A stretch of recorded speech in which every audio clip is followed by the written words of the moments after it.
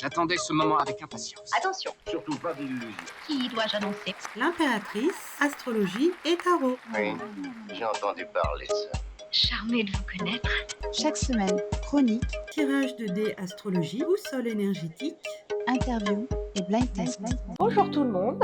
Écoutez, j'espère que vous allez bien, que vous avez le moral, que les énergies sont au rendez-vous de vos challenges. Aujourd'hui, je vais vous proposer de regarder les énergies de la pleine lune en taureau avec une lune uranienne, donc conjointe à Uranus. Je vous remercie beaucoup pour toutes les personnes qui m'ont fait des commentaires, pour vos likes, pour vos partages. Merci également à ceux qui m'ont contacté en privé pour des consultations. J'organise mon planning, je vais vous répondre. Ce que je vous propose, c'est de commencer comme on le fait par un tirage de dés astrologiques.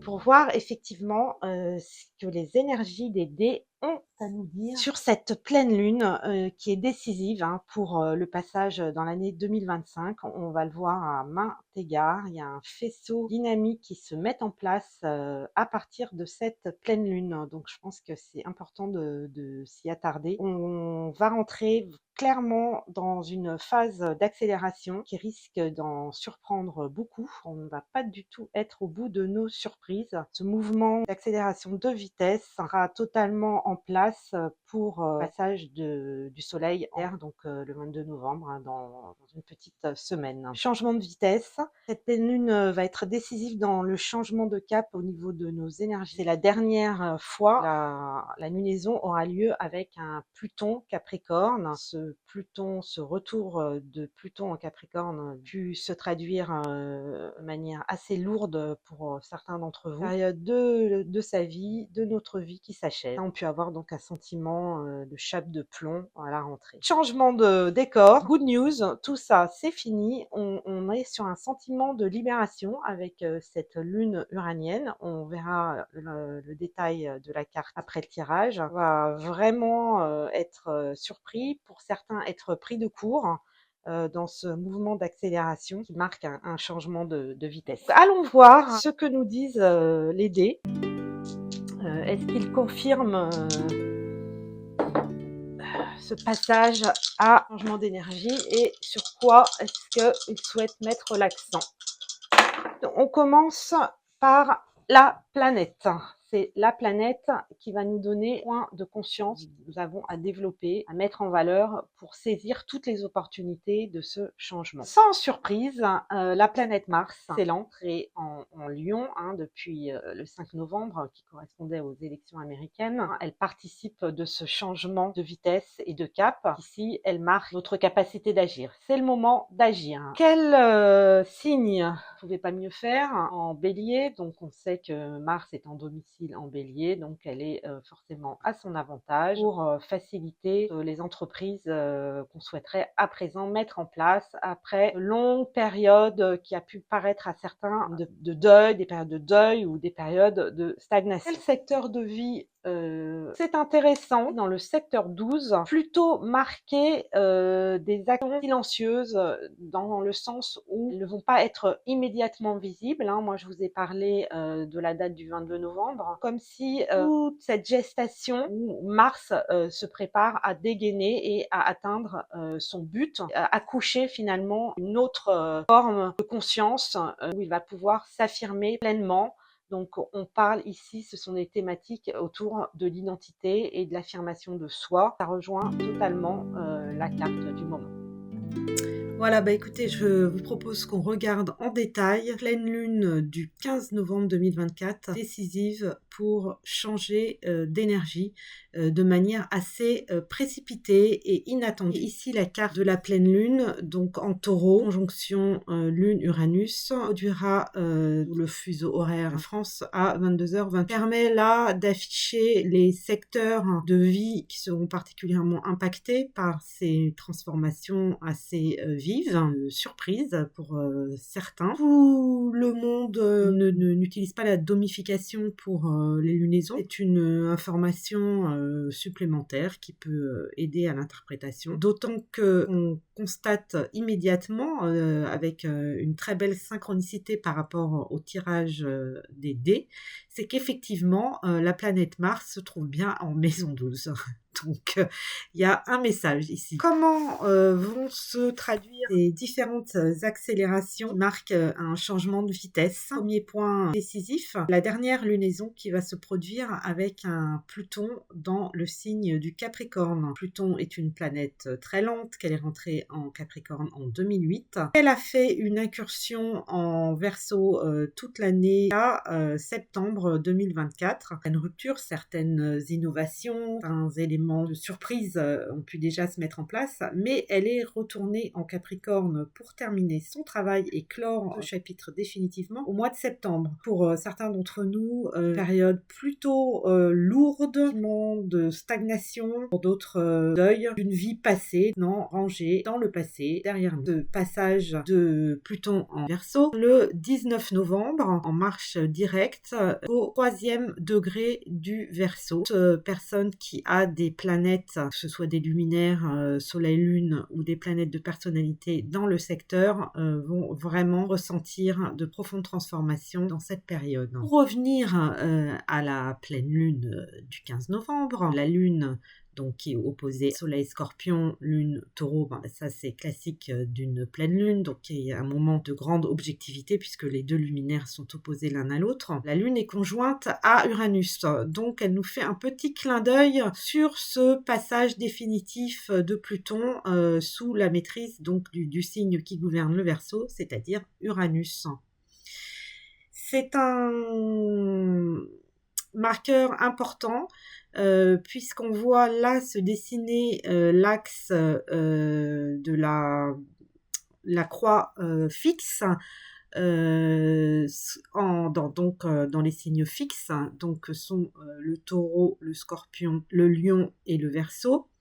Sachant donc qu'on est sur une opposition de deux signes féminins, dits féminins en astrologie, de terre, Taureau, d'eau, Scorpion, à l'autre opposition en signe de feu, donc dit masculin, le Lion et l'air, le Verseau. Cette croix cardinale marquait clairement l'installation des énergies pour la fin 2024 et l'année 2025. Toutes les choses qu'on a pu installer de manière très fixe dans nos vies vont être amenées à bouger, vraiment.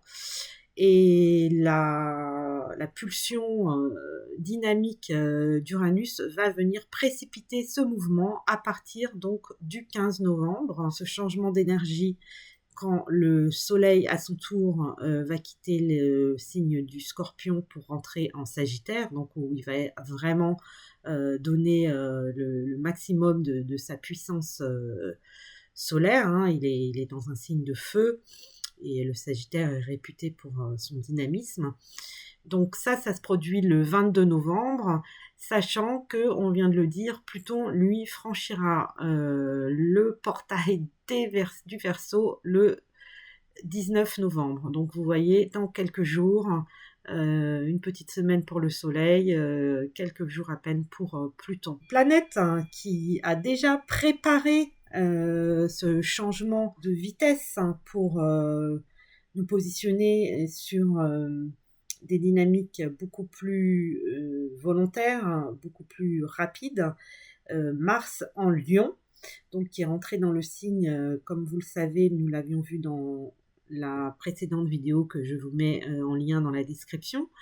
Le 4 novembre, donc le 4 novembre à la veille des élections américaines qui ont effectivement valorisé ce Mars en Lion, à savoir, intéressant, que c'est également le Mars de Donald Trump. Mars en Lion, outre une dimension de show, hein, de mise en avant sous les projecteurs de l'action, nous parle, dans l'axe qu'il forme avec le Verseau, du courage d'être soi. Avec cet axe Lion-Verseau, on est sur des thématiques de l'affirmation de soi par rapport au groupe, de sa place dans la société, de la manière dont on rayonne. Thématique que nous prépare cette pleine lune pour l'entrée de Pluton en Verseau. Par rapport à la planète Uranus, de remarquer l'addition de la date de cette pleine lune, qualifiée décisive pour l'année 2025, correspond au nombre 16, qui correspond dans les tarots à la maison de Dieu.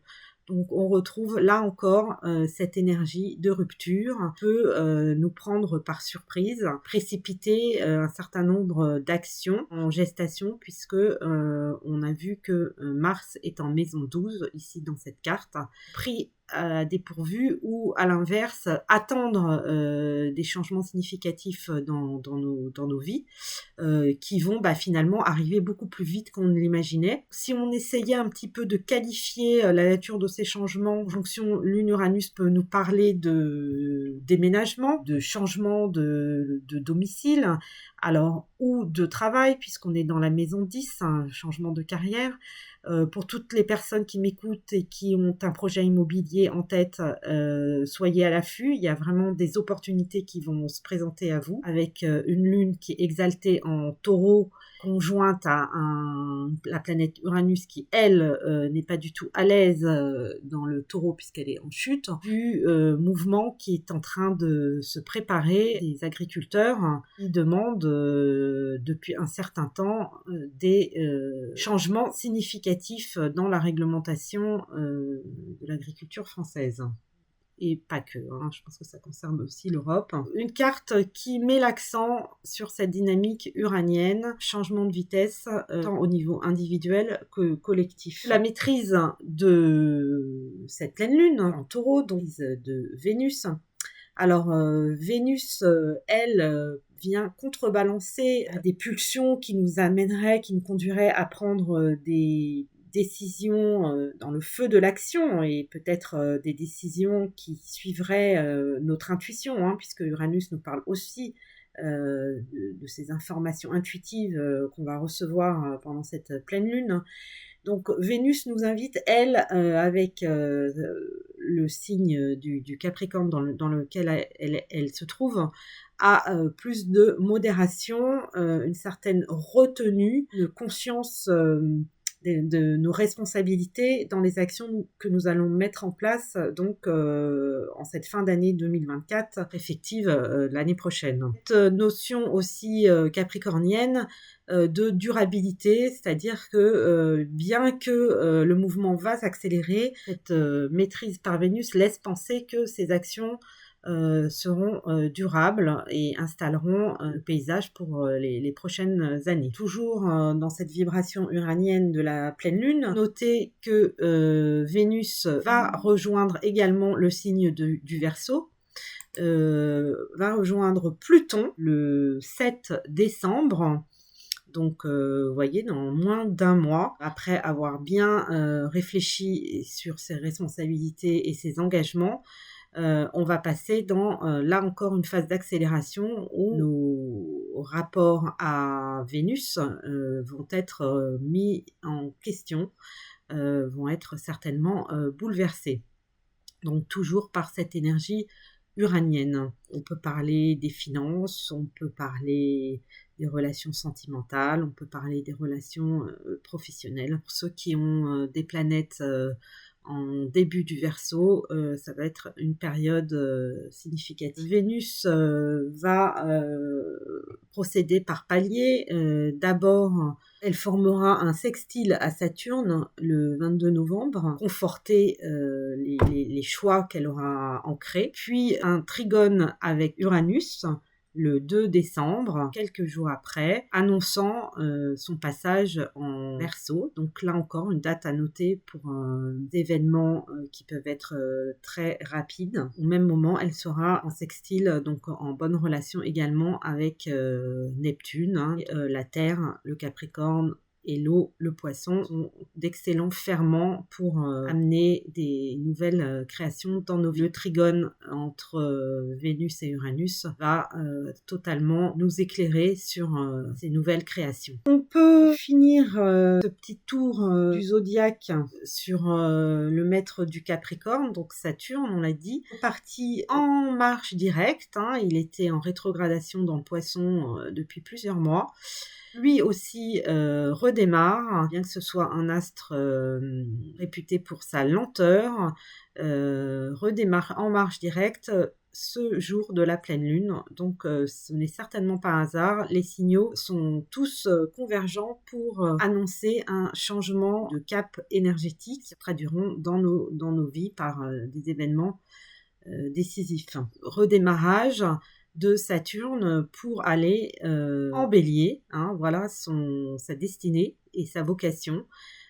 Donc un grand changement de cap pour cette planète qui était dans le signe des Poissons depuis 2023 et donc qui arrivera en mai 2025 en Bélier, annonce un alignement historique des planètes collectives qui vont toutes changer de signe et donc d'énergie en 2025. On comprend qu'il y a un grand nombre de dossiers qui ont été traités aussi bien collectivement qu'individuellement, qui seront désormais arrangés dans notre passé. Neptune, qui l'aura précédé en mars, hein, donc lui, il est là depuis un grand nombre d'années en Poisson. Il entre en Bélier. Neptune en Poisson depuis 2012. Il sort du Poisson où il est parfaitement à son aise, hein, puisque c'est lui le gouverneur des Poissons. Il entre à peu près en même temps que Saturne, un petit peu plus tôt, en mars, en Bélier, et Saturne le rejoint en mai. On aura beaucoup de vidéos sur le cycle Saturne-Neptune, hein, qui est un cycle très important, donc la conjonction de ces deux planètes n'est pas anodine, notamment en termes politiques. Là aussi, on peut s'attendre à un virage avec les énergies du Bélier qui appelle à l'action. Autre planète qui va changer significativement d'énergie, c'est Uranus, qui est donc en taureau mal à l'aise depuis 2018, qui nous enjoint à modifier nos relations, notre manière de concevoir nos habitudes, nos conforts, nos relations économiques, notamment à la terre, hein, à nos ressources. Donc là encore, il aura bien travaillé puisque en juillet 2025, il passe en Gémeaux. Alors là, ce sera, j'ai un peu envie de dire, l'apogée de ce changement d'énergie donc qui se prépare pendant cette pleine lune. Qui arrivera totalement à maturité, puisque à ce moment-là, il va y avoir une réelle synchronicité, toutes les planètes collectives qui vont être en excellent aspect, avec Pluton qui sera à la fois sextile à Saturne et Neptune, hein, lui il est en Verseau, les deux planètes sont en Bélier, et qui sera donc également en excellent aspect à Uranus, qui sera passé en Gémeaux et qui est donc le maître de Pluton. Les mots-clés à retenir, c'est vraiment changement de vitesse, coup d'envoi pour une nouvelle manière de vivre sa vie, des opportunités à saisir, risques à prendre, même si effectivement, avec cette opposition au Scorpion, il peut encore y avoir des zones d'ombre, des résistances. Voilà. Sur nos peurs. Je n'ai pas parlé de l'opposition qui est en cours de formation entre Jupiter en Gémeaux et Mercure en Sagittaire. Ce qu'on peut dire, c'est que les deux planètes, bien que en opposition, quand même de connivence, puisqu'elles sont en réception mutuelle, hein, le Gémeaux étant le signe pur à la maîtrise, et le Sagittaire, inversement, ou Jupiter à la maîtrise. Ça peut être une très bonne période pour revenir sur faire des déclarations ou tenir des tribunes, exprimer ses points de vue divergents, avec relative bonne écoute de part et d'autre. Bonne période aussi pour mettre des mots, MOTS, sur des difficultés relationnelles, des mots MAUX. La carte Maison de Dieu, la réduire à 7, 6 plus 1, 7, donc qui nous donne la carte du chariot pour nous indiquer qu'on est vraiment en train de repartir, cette fois dans une totale autre direction, où il y a des chances qu'avec cette lune uranienne, on ait un sentiment de liberté, la liberté d'être ce que l'on est. Ce sera le mot de la fin. Alors oui, juste, j'allais oublier d'en parler. Pour ceux qui m'ont demandé si je donnais des cours d'astrologie, oui, donc en effet, c'est au programme. Donc là, je suis en train de préparer des cours en ligne. Et puis à partir de janvier, je pense que je vous ferai des petites capsules, voilà, sur les aspects importants pour mieux comprendre l'astrologie quand c'est vrai, quand on débarque dans une carte, c'est un peu le labyrinthe. Voilà. Je vous remercie de m'avoir écouté, de votre écoute, des commentaires que vous aurez envie d'ajouter. En conclusion de cette pleine lune en taureau, pleine lune uranienne, qui marque vraiment un changement d'énergie, qu'il faut retenir cette croix fixe qu'elle forme, donc entre signes fixes, deux signes féminins et deux signes masculins, donc à savoir le taureau en terre, le scorpion en eau, le lion en feu et le Verseau en air. La croix fixe va vraiment être la tonalité de l'année 2025. Je pense que toutes les personnes qui ont un métier lié à la création, à la réinvention de soi, ou de la réinvention tout court, que ce soit des métiers dans les nouvelles découvertes, par exemple pour les ingénieurs, et de l'art, de l'artisanat, les personnes qui sont pionniers dans ce qu'elles entreprennent, donc vont être très impactées par ce changement d'énergie. Également, bien sûr, on pense à ceux qui produisent des biens en lien avec notre terre, donc j'ai une pensée bien entendu pour la production agricole et pour les agriculteurs. Donc là, effectivement, lune, Uranus, Taureau, on l'a vu, une illustration de la révolte en ce moment qui se met en place, de mouvements de contestation pour modifier finalement réglementation qu'on impose.